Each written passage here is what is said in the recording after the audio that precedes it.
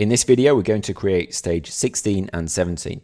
They're both fairly simple stages and follow on directly from each other. Make sure you have all of the parts that you need open. So we have the tail fairing, the friction pin, the axle, and the cross block 3 long.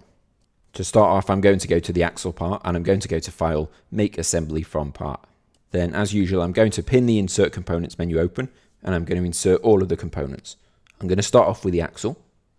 It doesn't really matter that this is the wrong size because we can change that in a moment.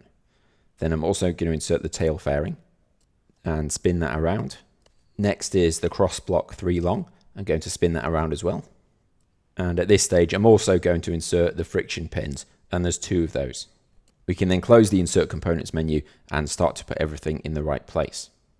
For the axle, I'm going to click on that and I'm going to choose that small configuration that we added, that 2 long configuration.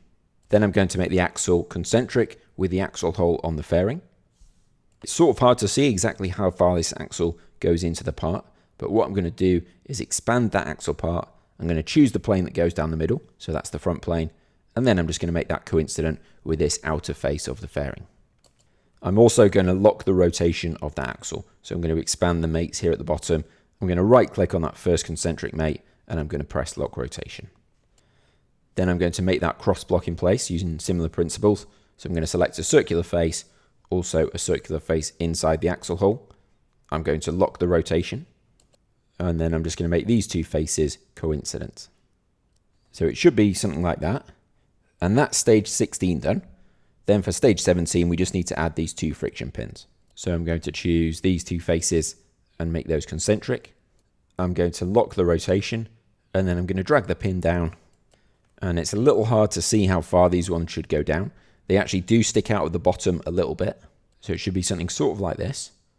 What I'm going to do is go up to the top of the pin and then I'm going to choose this bottom face of the rim. And then I'm also going to choose this top face of the inner rim cut on the fairing. And I'm going to make those coincident. Then it's exactly the same for the second pin. So first I'm going to make it concentric. I'm going to lock the rotation and then I'm going to choose that inner face and then the bottom face of the rim, and I'm going to make those coincident. So it should be something like this. And then we can save this assembly as stage 17. In the next section, we'll go on to stage 18, and we've got to make 3 new parts for that.